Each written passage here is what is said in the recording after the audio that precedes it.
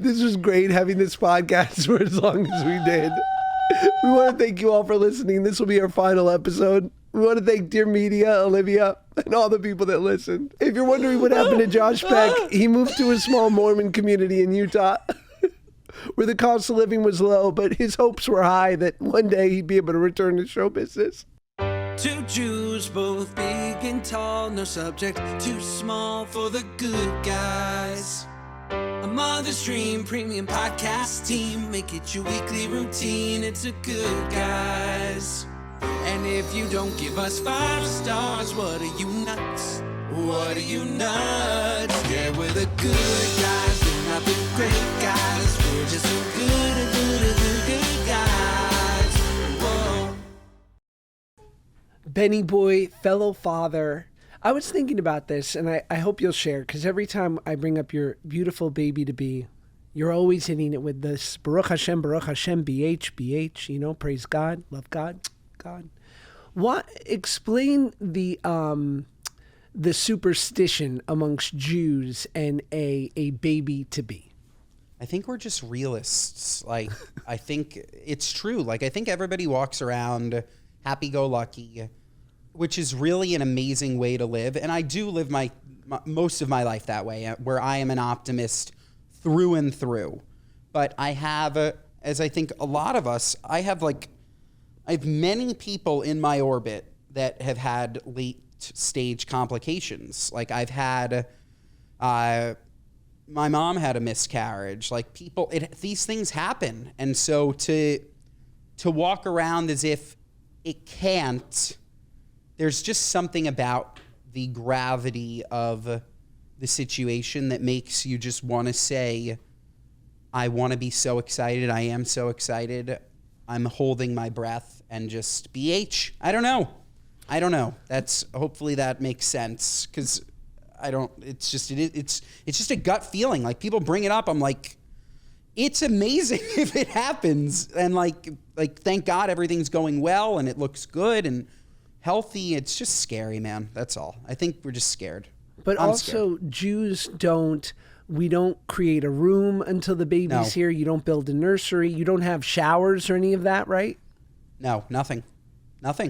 No, once the baby is born, then you go hog wild. Right. But we wait until the actual day. It's just a superstition. And I never understood this pre-planning the nursery. It's quick. Put up some paint. Throw in a crib. It's quick. It's not like, it doesn't take that long. And like when, I think I told you this, but like we did some meet and greets a couple months ago and like we were so early then and people were bringing me like baby clothes. Like, are you crazy? I also understand, look, we are an ancient religion, like quite ancient, Yes.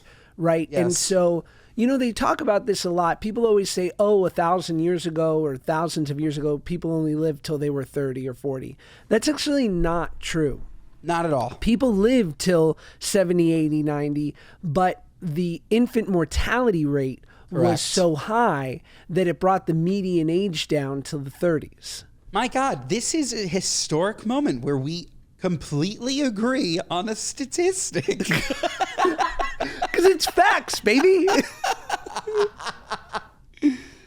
So yes, it's continue. true. No, yeah, it's dragging down the average. Because having a baby is what women do is positively incredible, and it's scary and dangerous and a lot on the body. And unfortunately, before modern medicine, a lot of people perished. And so I understand the need and probably why, you know, things like kosher and dietary laws and all these things, it was probably born out of the need for survival. Survival, that's it. Yes. Exactly right. Born out of the need for survival. And we've done a terrible job at that. We are just now past pre-Holocaust numbers. We've done a horrible job at surviving. I know, but you know what? But Jews are a little too banging forward, right? Like I always hear this big thing, like on Shabbat, it's a mitzvah to bang. Like Jews are, you know, we're You mean canoodle? We're a little too. we're a little too forward. We're too fart happy. We're too banging happy. I haven't heard you use the term bang before. We just go over the line. It's too much. I'm seeing a Have new some side manners. of you, Josh. I'm seeing a new side of you. Bang. So much banging with. Let's bang. So much canoodle. Yeah, there's so. What words are. Canoodle is a good word. Canoodle is the perfect word. Yes. It's perfect. No, bang is like, no, I like it. We are definitely a bang forward religion. Absolutely. Replace who was lost. Be fruitful and multiply. And yes, it can be stressful. For sure. For sure. And what do you think about, and obviously I'm not criticizing because clearly you guys found out, like my wife and I, we didn't find out about our kids, the gender. We don't find, no one in our family does. And by that, I mean my wife's family. And I highly recommend it. It was so damn fun. And I feel like it's so rare. And it's also what people did up until the last 50 years. And yet when you bring it up with 9 out of 10 people, they look at you like you have 2 heads. It's beautiful. I think it's really hard to be able to do that is really hard to not have now that I'm going through. Well, one, every single time you go for a sonogram, they know. Mm-hmm. So the chances of them not spoiling it for you, I think, are really tough. They always do. What'd you say? They always do, right? They did with us. Oh, yeah. Like at 7 months, the nurse was like, so are you guys going to want to do a circumcision? And we were like, what? And she goes, if it's a boy. I'm like, stop it. You messed it up, Diane.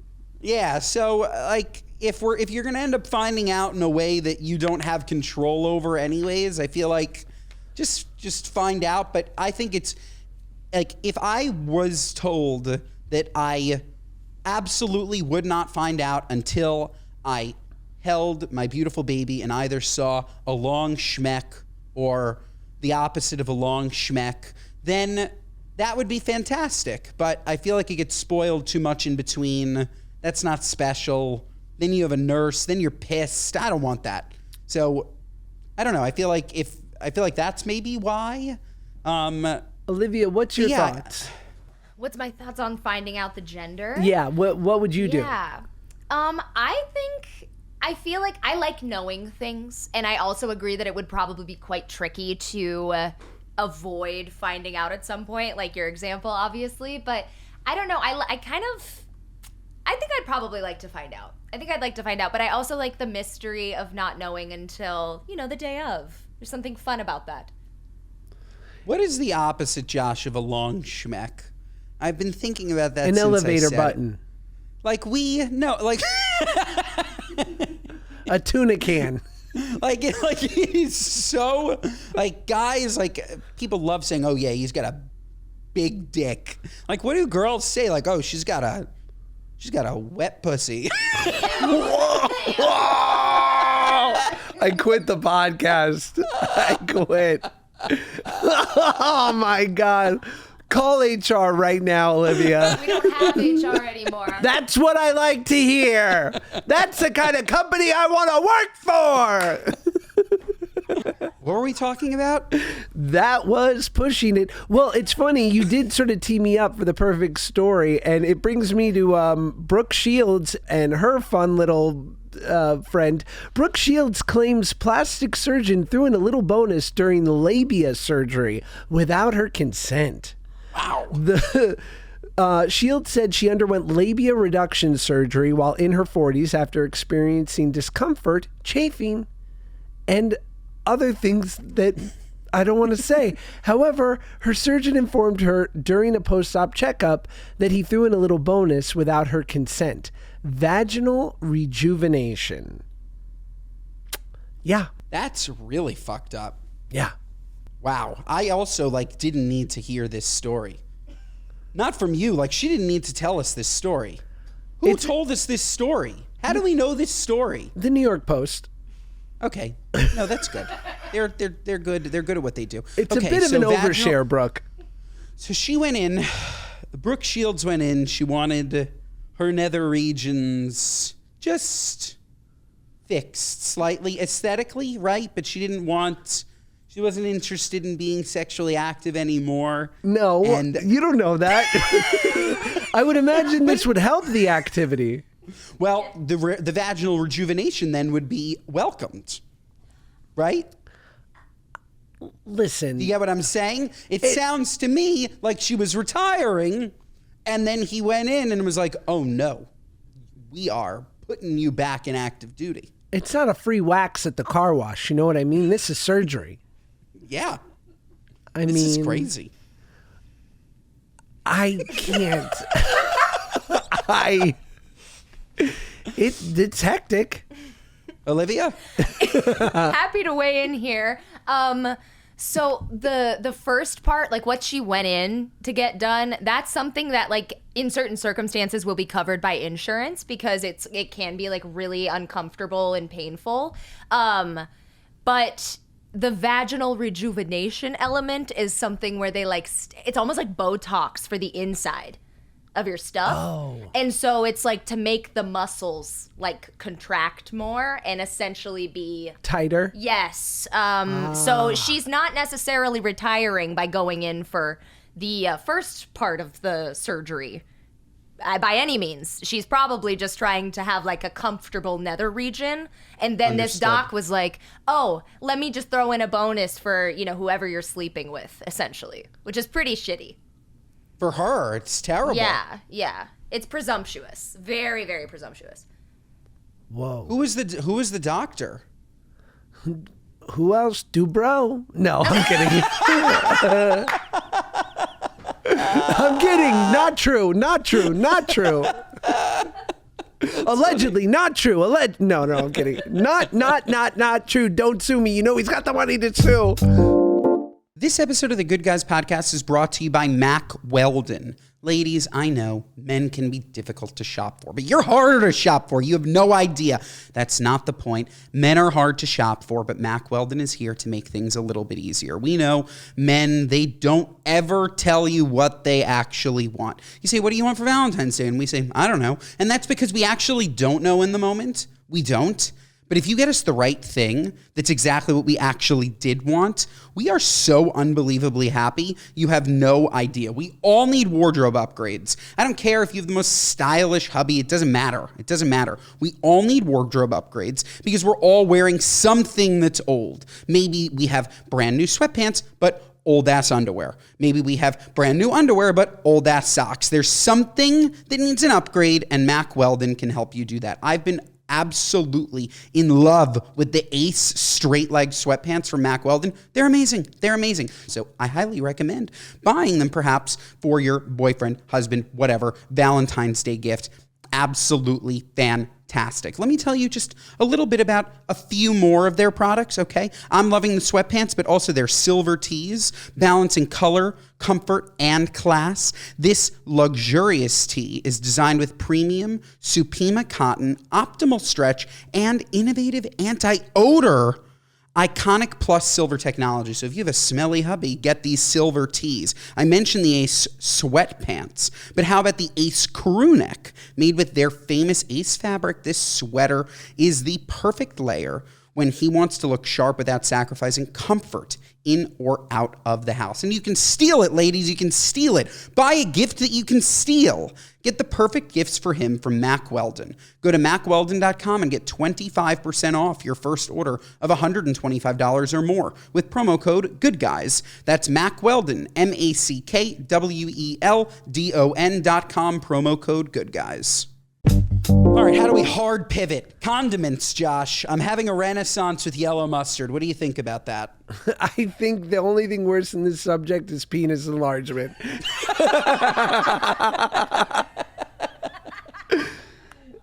Try yellow mustard, folks. You haven't had it in too long. Big Dijon moved you along. I'm just saying, that's all. Big Dijon, they spent all the money. You forgot about yellow, and yellow's fantastic on a turkey sandwich, perhaps a hot dog.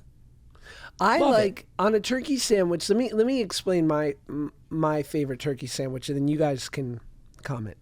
It's sliced super thin. I'm talking thin turkey, okay? Yep. You say to your deli guy, you go thin, and they go this thin, and you go thinner, and they go, are you sure? And you're like, I'm sure.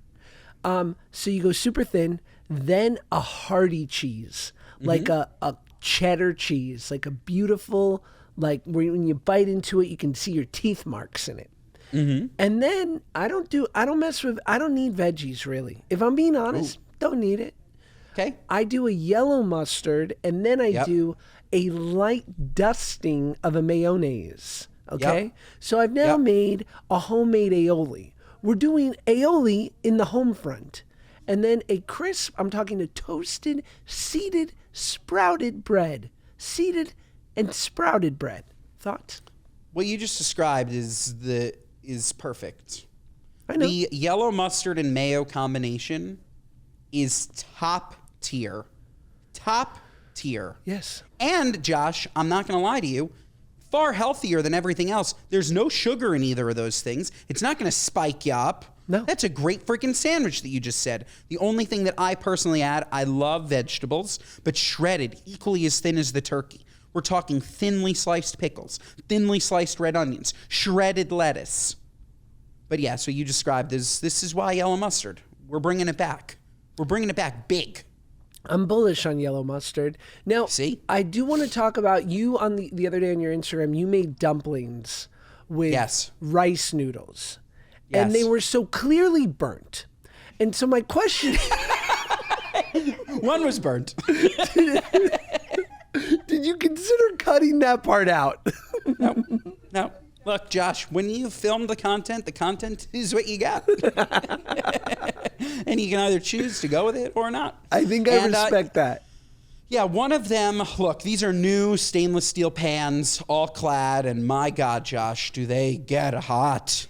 They get much hotter than pans that I was using in the past. And I just need to really live on medium-high heat. I can't go high heat. And when I think of frying, Josh, I think of high heat because I want it hot. Sure. I want it crispy. I want it.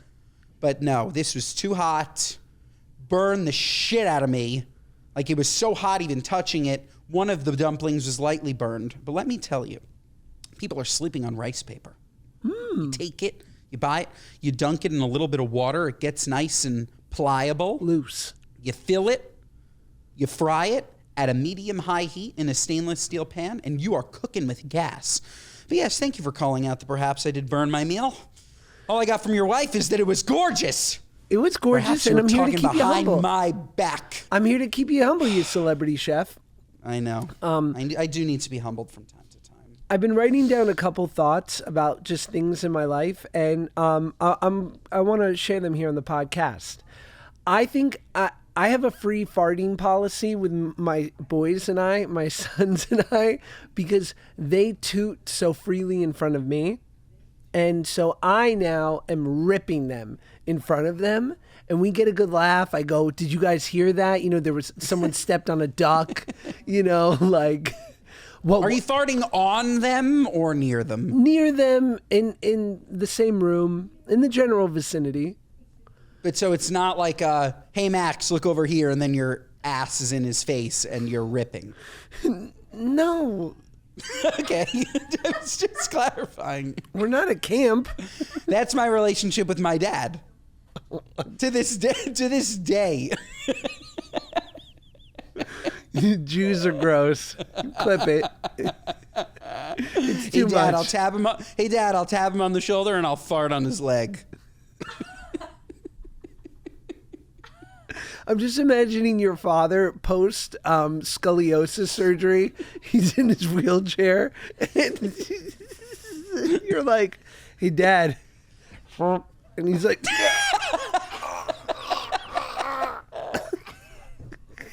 All right, but continue. Before I made it gross, it was nice and just beautiful. So you're tooting with them, they're tooting with you. Yeah, we have a free toot home with just us, never in front of my wife. And but I think it's too much. I think we've crossed the line, and I think I need to dial it back. That's a personal decision. You know, Claudia and I live in a pro-toot household. We're tooting. Yeah, tooting and hooting. And yeah, tooting is hilarious. It's just never not going to be funny. And it's nice to have a nice self-deprecating laugh. And so I am pro-toot. Big time toot. But it is important, I'm sure you've taught them this, that there is a time and place to toot like that. Sure. They shouldn't be pushing it out at school. Then you'll get a call at noon that someone shit their pants. Like, they have to be careful. They have to know. Sure. Like, don't push. I've realized that there are 4 things that I do that have set me up to live a pretty safe life where I don't have to look over my shoulder, which are: I don't cheat on my wife, I don't do drugs, I don't drink, and I don't shill crypto. If you don't do those 4 things, I don't think you have anything to worry about, right? I would agree with you. Yeah. I would agree with you. You're only as, what's that expression? You're only as safe as your secrets. What is the? You're as sick as your secrets. Sick as your secrets. That's it. I think that's the last one. If you live an honest and open life, you're never going to be looking over your shoulder. Love if it. you keep things from the ones you love, you're always going to be looking over your shoulder. But sometimes always. a secret is fun. Well, when it's Sometimes like you're hiding what? something. like what? I'm gay. No, I'm kidding. This is where it comes out. You were all right. Yeah. I'm living a lie. Sorry, Paige. I wasn't going to say it, but I was thinking that the whole you and Dobrik seeing each other for the first time, him taking off his shirt and you guys being together, you never know. This episode of the Good Guys Podcast is brought to you by our friends at OpenPhone. Running a small business means wearing a lot of hats, don't I know? Your personal phone becomes your business phone. And before you know it, you're juggling customer calls day and night.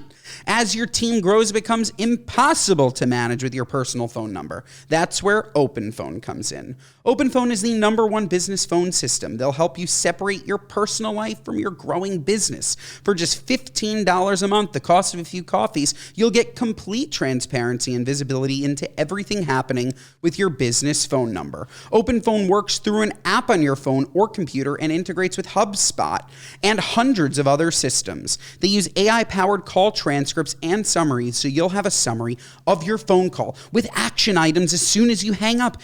Unbelievable for people who can't focus like me. And if you miss a call, automated messages are sent directly to your customer, meaning you'll never miss an opportunity to engage with them. It's affordable, easy to use, whether you're a one-person operation and need help managing calls automatically, or have a large team and need better tools to efficiently collaborate. OpenPhone is a no-brainer. Right now, OpenPhone is offering 20% off your first 6 months when you go to openphone.com/goodguys. That's OPENPHONE.com/goodguys for 20% off 6 months.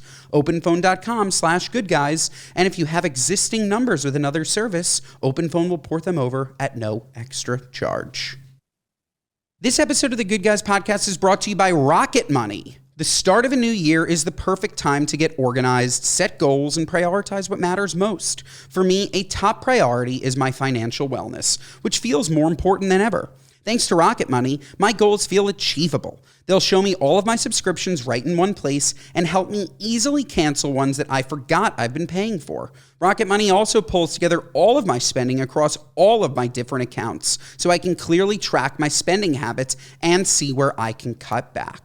Rocket Money is a personal finance app that helps you find and cancel your unwanted subscriptions, monitors your spending, and helps you lower your bills so you can grow your savings. See all of your subscriptions in one place and know exactly where your money is going. For ones you don't want anymore, Rocket Money can help you cancel them easy peasy. Rocket Money's dashboard gives you a clear view of your expenses across all of your accounts. Easily create a personalized budget with custom categories to help keep your spending on track. See your monthly spending trends in each category to know exactly where your money is going. Rocket Money has over 5 million users and has saved a total of $500 million in canceled subscriptions, saving members up to $740 a year when using all of the app's premium features. Cancel your unwanted subscriptions and reach your financial goals faster with Rocket Money. Go to rocketmoney.com/goodguys today. That's rocketmoney.com/goodguys. rocketmoney.com/goodguys. Did you know that Hilaria Baldwin forgot the English word for onions while cooking traditional Spanish dish years after fake accent debacle? Did you see this? No, tell me. This Hilaria Baldwin, I mean, I don't mean to pick on her, but I think it's been pretty clearly debunked that she's from the middle of Boston. And recently in a video, she was like, cebollas. And he's like, onion? And she goes, onion. And I'm like, dog, what are we talking about? That's so good. Remember she can pronounce cucumber? Like, where are we at with this? Nuts. No, it's completely nuts. But look, honestly, credit to her. She's digging. Like, the hole is a crater. Right. She's digging and digging and digging. We just said you're only as sick as your secrets. She is sick. Yes. She's sick. And maybe you are so sick that you just convince yourself that the secret is real. Yeah. Maybe she's just brainwashed herself. You never know. It's kind of like Austin Butler. Right. Austin. Right? I mean, How is he these days? He's better, isn't he? we haven't heard a lot from AB. What'd you say? We haven't heard a lot from AB, have we? No, we haven't. I have to assume his accent has changed, but we haven't heard a lot. Yeah. I don't know. I would assume with a new role that the accent has changed. Maybe that's what he needs. You know what I mean? Maybe that his agent set up a movie for a kid from Anaheim. That's the character he's playing because that's actually who he is. Yes. And then he can go back To help him return home. to his native tongue. To help him return home. Let's hit up Disneyland, dude. All of a sudden, Yeah. that's what he sounds like. Yeah, he's back.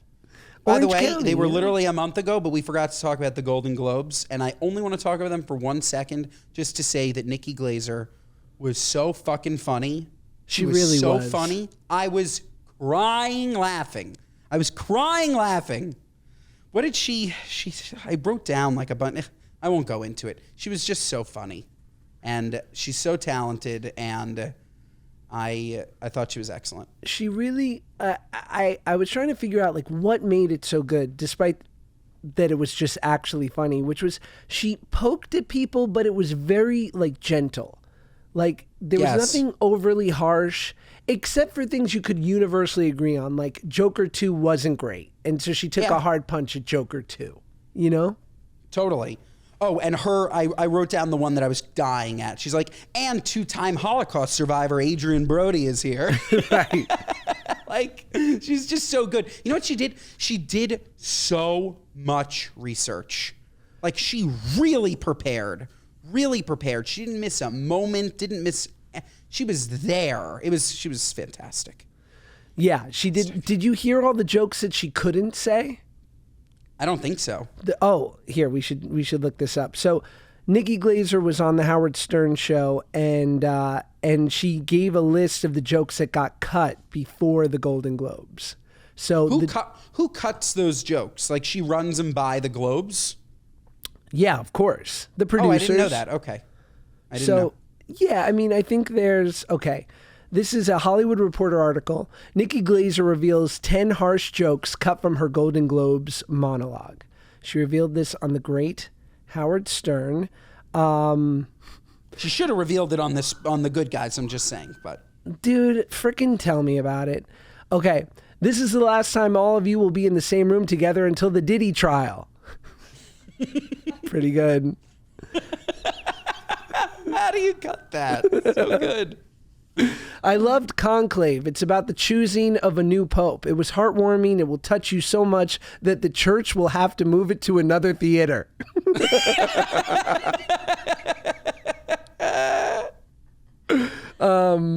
Another was a follow-up to her joke about Adrian Brody, calling him a 2-time Holocaust survivor for his appearance in 2 Holocaust movies. But she cut this part. If Adrian Brody could go back in time, he would thank baby Hitler for his career.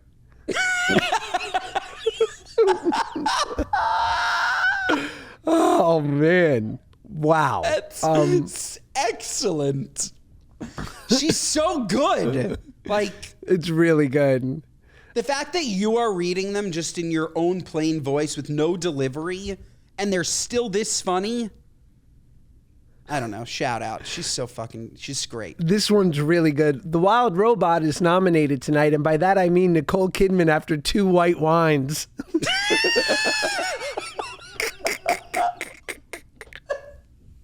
Oh, man.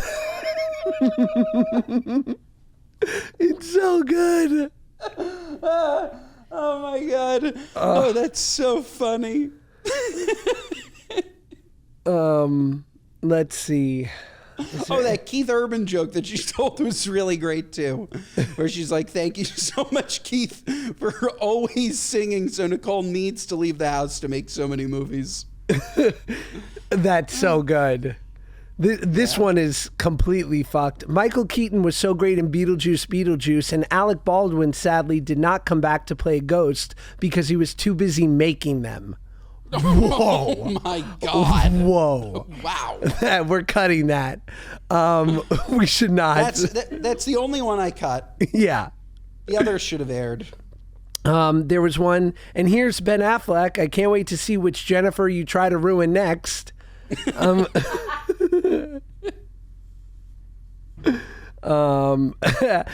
Chalamet took lessons in guitar, dialect, movement, and vocals to become Bob Dylan. It's while Bob Dylan became Bob Dylan the old-fashioned way, heroin and autism. Oh my God. Oh my God. That is nuts. Oh. That's nuts. She's a queen. She crushed it. Shout out Nikki. She deserves it all. Very happy for her success. So funny. So good. So funny. So good. I feel like I fumbled the ball because I realize I have an article here for world's biggest penis sizes by country revealed. See where the U.S. ranked. We can't go back. We can't go back. Come on. Maybe we'll cut out all that and then we'll just keep this, and people will wonder our weird references. We successfully moved out of the penis discussion and now we're back. Okay. Read it. Let's do, it's in centimeters. What is this? You know, we're getting too international with these ratings. What is this? What is a centimeter to an inch? Now, isn't that the question? 1 inch. Yeah, what is it? What's the conversion? Just jump cut to me hooking up with someone in the Netherlands. What's a centimeter to an inch? 1 centimeter is 0.39 inches. 0.39 inches. So a third. So roughly. 3 centimeters. Let's say 3 centimeters. 3 centimeters is an inch. Okay, well, the United States came in 68th place with an average size of 5.5 inches. Yikes. Shout out for being average, though, am I right? Look at us. I mean... Not bad. No, it's good. It's good. Then fortunately, America's didn't come dead last in the phallic Olympiad, Thailand, where they measured 3.7 3.7 Josh, inches. who are they measuring? You've never volunteered to take a survey? They probably gave a Target gift card. Somebody comes up to you on the street and says, I'll give you $100 if I can measure your penis with a ruler. No comment. You're saying no. This is nuts. This is crazy. I mean, dude, we're going to have to cut all this out. Do you want to hear the top 5? No, we're good. We're not cutting anything. Just continue. We're running. We're running into the fire. Continue. Oh God, I can't say that. Continue. The top 5 most endowed men in the world, the countries that they live in. Ready? Sudan, the Congo, Ecuador, the Republic of the Congo, and Ghana. Now we know. Now we know why Karen Bass was hanging out in Ghana. This was great having this podcast for as long as we did. We want to thank you all for listening. This will be our final episode. We want to thank Dear Media, Olivia, and all the people that listened. If you're wondering what happened to Josh Peck, he moved to a small Mormon community in Utah where the cost of living was low, but his hopes were high that one day he'd be able to return to show business. This is what it looks like when you turn down Hallmark movies, everyone. You sit with this unhinged kid from the Upper West Side. Oh my God. Oh my God. It's bad. Shout out Karen Bass. Oh my. That was a good, hearty laugh. That was excellent. Well, I just watched an amazing documentary, Josh. Okay, tell me. Avicii. Did you watch it? No, I want to. I loved it. I loved it. I also loved Avicii, and I was like quite sad with his tragic young passing. I definitely loved listening to his music and thought he was incredibly talented. But if you haven't seen this documentary, Olivia too, and anybody listening, watch it. It is so sad, so good, and just shows you that like you just don't know what other people are going through. Like the guy is on top of the world, and he hated it. He hated it. What like did he hate? He hated being famous. He couldn't do it. He couldn't deal with the. He didn't like it. He was an introvert, like a total introvert that was then thrown in front of 100,000 people at Ultra. And like the only way that he became an extrovert was drinking and drugs. And it was just a slippery slope. And watch it. It was amazing. And like the people that he collaborated with, he was doing the most. They were going 1,000 miles an hour. He would collaborate with Nile Rodgers and Chris Martin in the same day and spit out 2 songs that day. Like he was a workhorse, produced unbelievable music, and so sad. So sad. Well, yeah, I mean, because there are people like Daft Punk and obviously Marshmello who figured out a way to, and Deadmau5 to a certain extent. You know, Deadmau5 used to wear the hat, and then eventually he just realized that it was the mouse helmet was too heavy, and he was like, fuck this.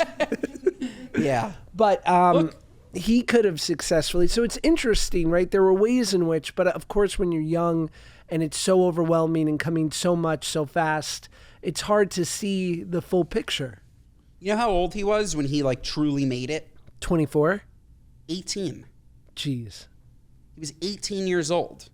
Like, he went from, like, he grew up in Sweden. Like, he went from these, like, the 2 nicest, like, they said that he had an amazing upbringing. Like, we met his parents in the doc. You'll love the doc. Like, just, like, nice Swedish kid who happened to be a musical genius and exploded and was just, like, 18 years old on top of the world. And a handsome kid, because a lot of these DJs, they look like, I mean, yikes. He also looked yikes. And then, yeah, he grew out of his, he grew into himself. But yeah, he was a legend. And it's such a sad story. Such a sad story. Is Avicii your Richard Simmons? I think so. That's fair. Wow. Okay. I think so. We all have our heroes, you know? There's something about his music that I loved. That, like, I'm like out of, my brain is like stuck in 2012 house music, but like it loves it. Like it loves Levels. It loves Alesso and like all those guys. I love that stuff. It's like so great. And Avicii is just like the king of all of that music. He pioneered that stuff. And rest in peace. My Richard Simmons is Kobe Bryant, though. When Kobe died, I was like, oh my God. No, Kobe is both of ours. I mean, yeah. Kobe is his own thing. Yeah. But yeah, Richard Simmons is my indulgence. Richard Simmons is who I turn to when no one else is there. Yeah, You know what exactly. I mean? And I'm going to send you help. We're going to send Olivia, just remind me. I don't need it. He helps me. 26-year-old Josh was crushing it so hard, going to raves and listening to, I'm talking Afrojack, I'm talking Swedish House Mafia. You were? Oh, bro. Sober as a saint. By the way, you see, folks, we're still learning things about each other. I didn't know that we had a shared love for that music. I had no idea. We've talked about how our dream is to go to Ultra. Yes, but I didn't know that I thought that once you got sober, I didn't realize that you did things like that. But that is honestly, when I listen to that music, I don't need to drink anything. I don't need to take anything. It is the music that makes your body alive. So that makes sense. You turn up the bass on a Cascade deadmau5 collab. You give me a couple cigs and a sugar-free Red Bull. You've never seen this side of me. Yeah, I mean, we need to. We absolutely must. This was at the height of my powers. I'll never forget. I was 24 years old at Avalon nightclub, dating this girl who I had met who came from out of town from Baltimore with her cousin. And me and my buddy Len were showing them around Hollywood. We went to Avalon. We're freaking raging. I am listening to like the hardest of hardest house music. Red Bulls are flowing. People are smoking. Life is good. And then the girls, the cousins, start making out. And I was like, whoa! I was like, you're related! What is the best festival you've ever been to? How is that your follow-up question to me telling you cousins were kissing?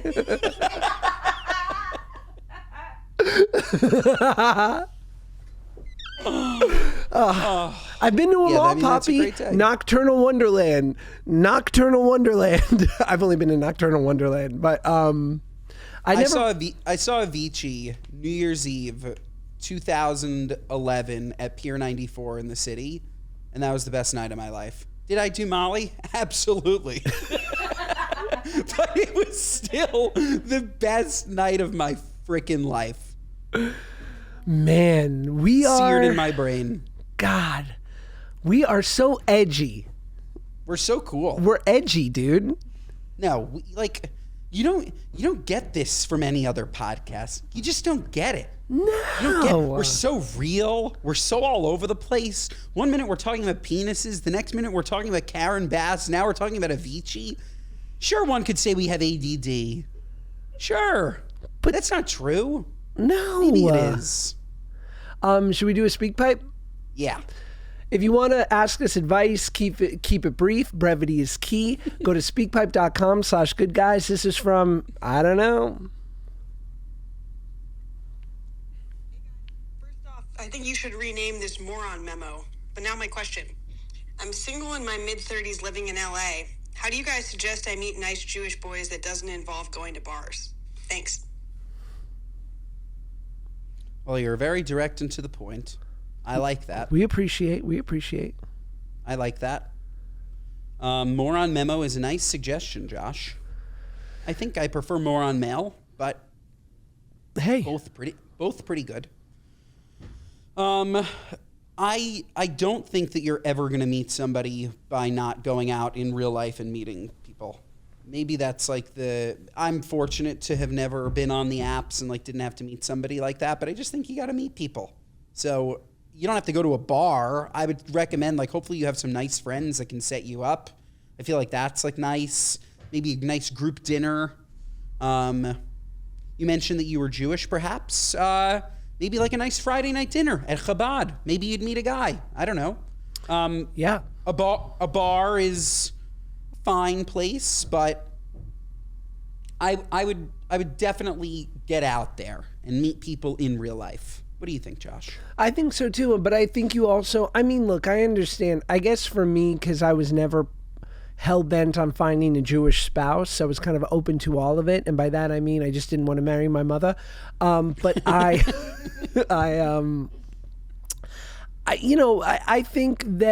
just think you have to make sure that you open yourself up to whoever is right, even if they're not exactly in the package that you were expecting or anticipating would be perfect for you.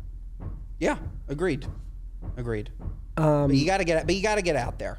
I don't like her saying the way that she said, Josh, without going to the bar, made it seem like she doesn't want to even leave her house.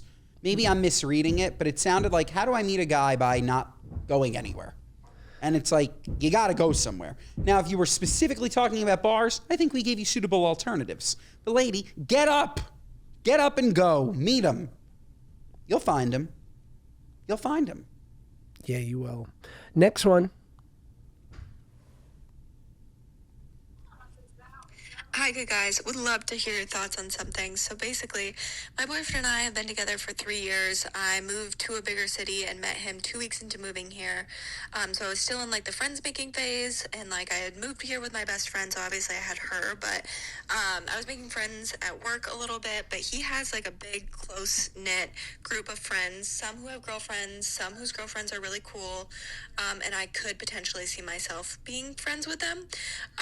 But here's my dilemma, is they have more guys' nights than I think is normal for, so my boyfriend's 31, his friends are all around that age, I'm 27, and I basically hang out with all of them and their girlfriends, like, for big holidays, so, like, maybe 3 to 4 times a year, and it's a little awkward when I see them because like we don't really see each other outside of that. And then my boyfriend doesn't go out like every weekend or anything, but they have guys' nights probably I don't know, 4 times a quarter at least.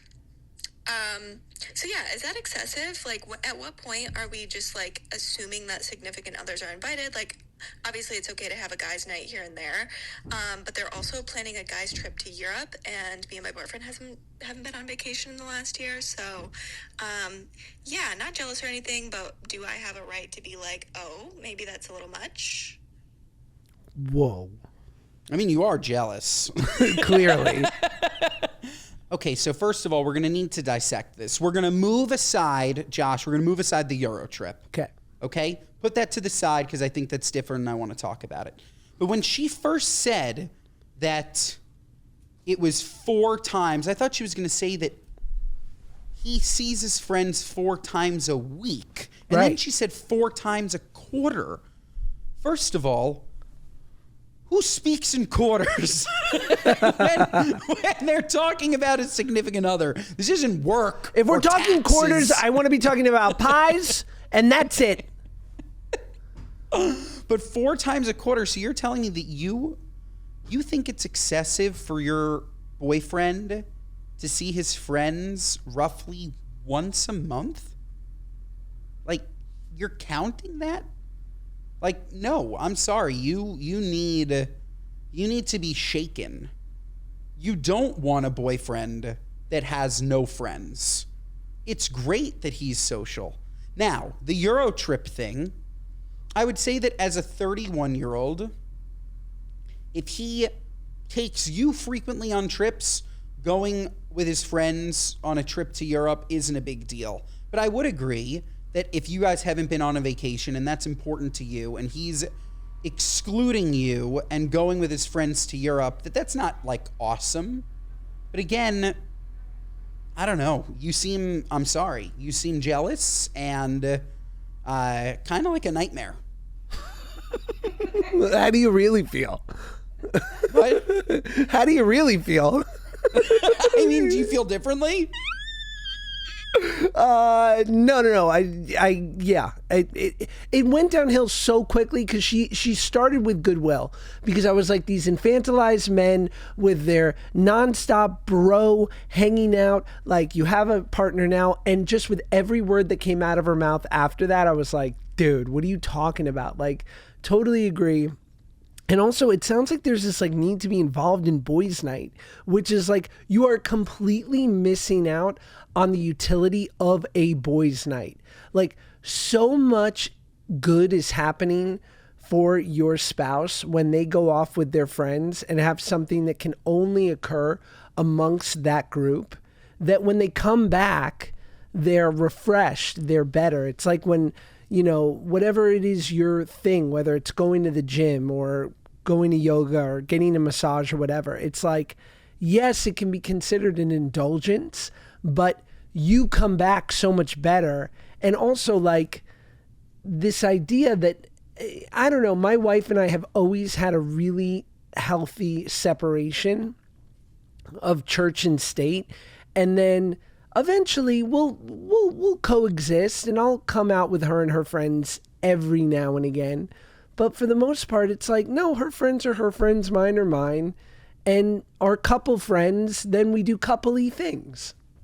We're the same. Yeah. And that's healthy. Like, that's really the way that it should be. Right. Because you can't establish real friendships in a non-authentic way.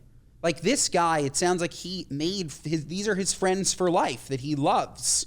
And he can't speak and act the same way with his friends when you're there. That's not because he's doing something wrong. It's just different. It's just like when you're with your guys, you're talking about different things and you're acting differently, and you're probably acting immaturely because you've known them for so long. Like my best friends, I can be myself with.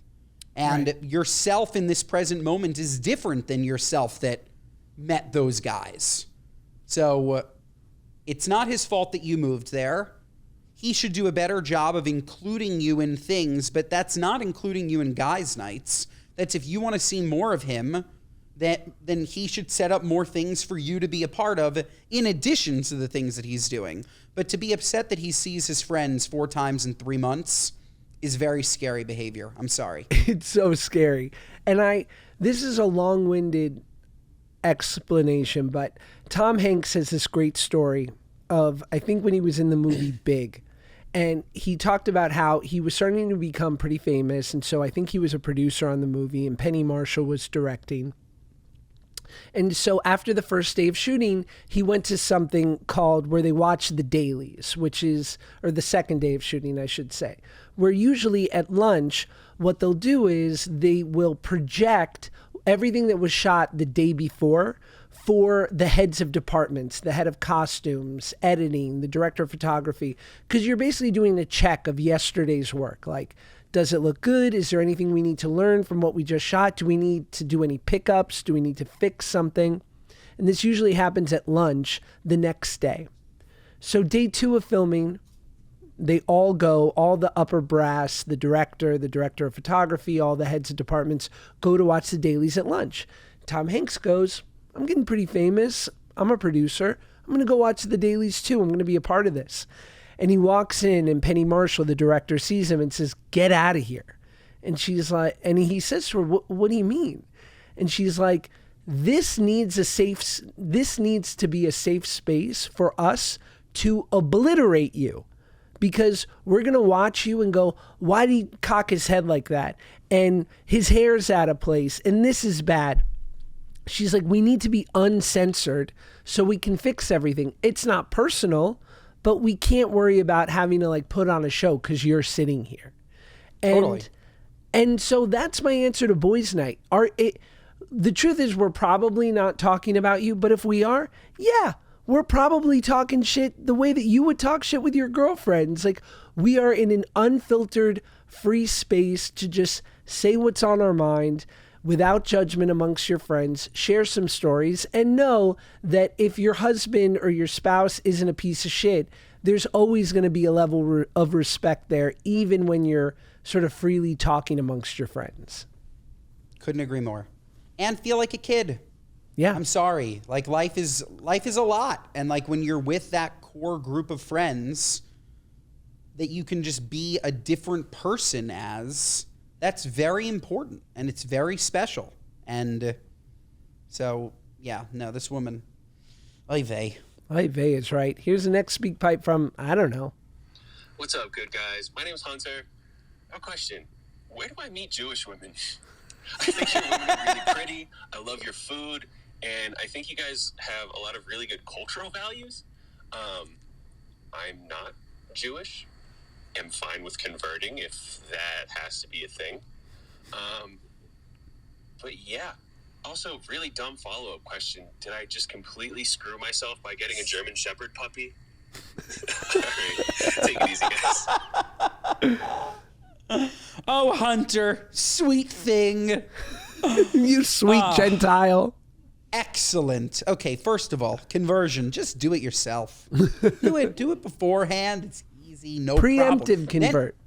Then you ask your rabbi. You say, hey, rabbi, I'd like to meet a nice Jewish girl. He will set you up instantly. That's it. You want to meet nice Jewish women? The absolute easiest way is for you to meet a rabbi, convert, and then the rabbi will introduce you to Jewish women. If you'd rather go the opposite way, then I don't know how you would meet just specifically Jewish women, because they typically congregate amongst other Jews if it's only Jewish women.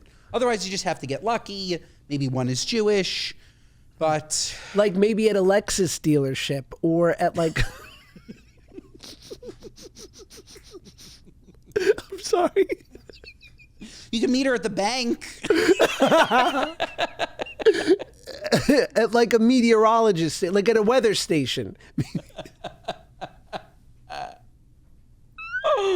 And the German Shepherd, no problem. We don't blame the dogs. No. Their fault. And All what's good. fun is German Shepherds, if you're actually training them, you have to say Platz to stop. And that's a Yiddish word. Platz. Platz. You do? I didn't know that. Fun. Next Learn speak by... something new every day. Hey, good guys. This is Camilla. Love the show. I wanted to get your opinions. I'm a kindergarten teacher, and so this time of the year, I'm very grateful, get a lot of gifts from families and students around the holidays. However, I wanted to get your opinions on homemade gifts that are made and gifted to you, not by your own children. For example, in kindergarten, kids love to bring in homemade cookies. However, if they tell me they helped make them, immediately goes into the garbage. I've seen their hygiene on a daily basis. I don't want their grubby fingers in their cookies. I won't be eating those. Or like, do I want their popsicle picture frame? No, I probably won't be keeping that either. What are your thoughts on homemade Christmas gifts made by children that are not yours? Appropriate or not? I think you should find another profession, dear. So funny. You seem resentful. No, it's so good. Yeah, obviously, I don't want a popsicle painting from a random kid. No, I won't appreciate that. But you're their teacher. Of course, that's what they're going to give you. Right. Like, what are you expecting the parents to buy you a plasma TV? No, they're going to. And also, homemade. These kids, if they're really in kindergarten, they didn't help make the cookies. They didn't put their. They watched. And I'm sure the parents had them wash their hands. Totally. And by the way, if the kid has it, the parent has it. You're always sick. This woman has to always be sick. I can't even imagine how sick a kindergarten teacher gets. I agree. You signed up, baby. You're all in. You got to accept the popsicles and move on. As the father of a 5 now 6-year-old, which we hadn't, by the way, just as an aside, we had a spectacular birthday party for Max at Chuck E. Cheese. And let me tell you, I hadn't been to a Chuck E. in a while. On this establishment, you commented, Ben, you know of this Chuck E.? Charles Entertainment Cheese. Of course. Charles is King. crushing. Charles is it. He's king. And the pizza, how is the pizza? The pizza is as good as it's ever been. Let me tell you, if you feel like Chuck E. Cheese is something of, your childhood, the 80s and 90s, it has blasted itself into the new millennia, and it's beyond great. We had a lovely time, and I just want to say that you'll learn this about the politics of birthdays. I was a little nervous about talking about the birthday or posting on social media, because I didn't want anyone in my life to be upset if they weren't invited to the birthday party if they had kids. But the truth is, we literally had to keep it just to Max's class at school, and we invited the entire class because obviously he loves 90% of his class, but he's not friends with everyone. But we didn't want to hurt anyone's feelings, and thus, that's 25 kids. We couldn't invite any of our friends. So don't get mad at me. No, I'm not mad at you. I didn't get an invite, but I'm not mad. Listen, a picture of me, you, and Chuck E. Cheese in the wind tunnel with all the tickets flying up. Can you imagine that? No, I'm in. Reach out, Charles. Reach out. We'll do a remote episode from Sea and Cheese. Great, I'm in. I would love it live from a Chuck E. Cheese. Can you imagine Chuck E. Cheese becomes a lawyer, Sea and Cheese Esquire, personal injury attorneys? One more speak vibe, last one. Hey, good guys, I need some advice immediately. So my best friend is wanting to bring her boyfriend on my Bachelorette trip that is coming up in a few weeks. He is just getting back from serving overseas in a church mission, and she is demanding that he come with her because they have not seen each other in a while. Keep in mind, she is my maid of honor, so she is planning most of the trip, and so she is necessary to be there. However, having him there is going to be a total buzzkill. She says that he will not participate in any of the activities, but she just wants him around. What are you nuts? Please tell me how I address this with her. I do not know how to politely tell her, leave him at home. Love ya. Bye. I'm sorry, this is not the What Are You Nuts. Josh, we both heard it. The What Are You Nuts is saying that somebody's serving overseas Yes. in a church mission. That's What Are You Nuts. They're What are not you serving fries? I completely flipped. I thought that this was an Army veteran coming home. I'm like, of course, anything. Serving overseas in a church mission. What are you, nuts? Serving up that Holy Spirit. Serving up nothing good. I don't want that church freak at my bachelorette party.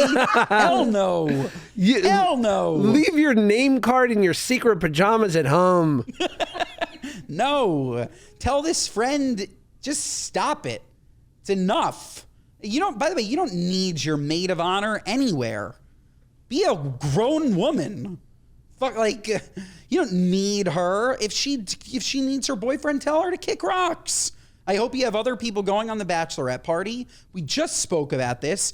No men on the bachelorette party. No. And by the way, any guy that wants to be the only guy on a bachelorette party, sorry, no bueno. No bueno. Guy's got problems. I could somehow, like, if you were going to do it in a place that had, like, great golf, and the guy likes golf, and he's literally like, we haven't seen each other in a while, so from, like, 1 a.m. to 10 a.m., when you're in the room, it's just going to be, Canoodle City. We're going to ravage each other. And then literally I won't see you for the next 14 hours. I'll be on the links and you'll be out, at the Magic Mike show. I guess I could see it working, but it all seems too complicated. And I agree with you, Ben. I don't see it. Look, if she loves him that much, your maid of honor, then she goes on the church trip. That's right. If you really want to see him, get your fucking ass to Ghana with Karen. Yes. For the inauguration, okay? Get your ass to Ghana and do that church work trip. Title. Otherwise you got nothing to fucking stand on. Get your ass to Ghana. By the way, is that Karen Bass? Is that who called in? I love that NSYNC song, Ghana. Girl, you're Ghana. Okay. What, should we get to our What Are You Nuts? Yeah, we should. Our What Are You Nuts is our gripes with people, places, and things, big and small, whatever's currently sticking in our craw.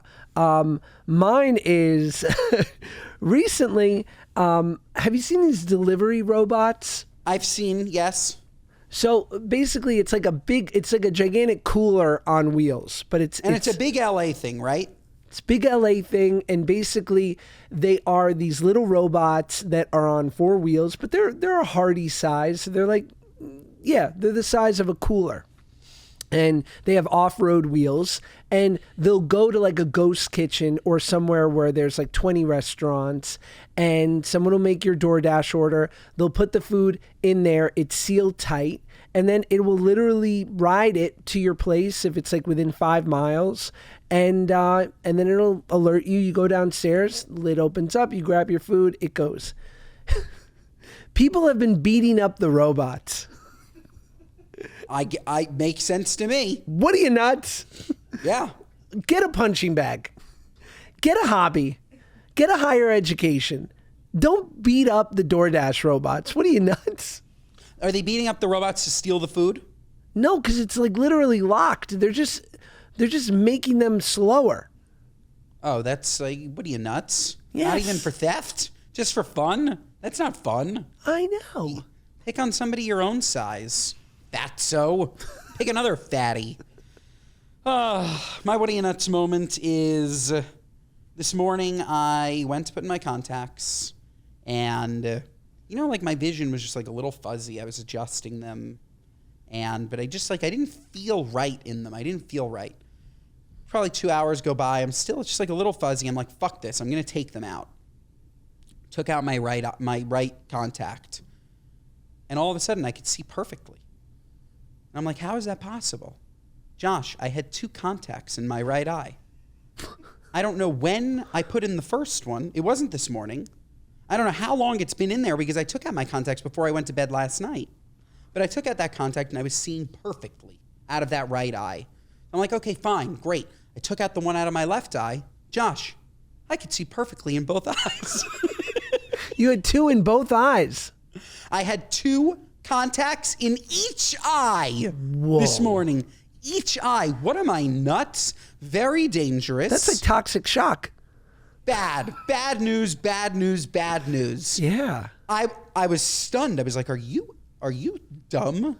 Are you brain dead? Like, are you okay? So yeah, I'm nuts.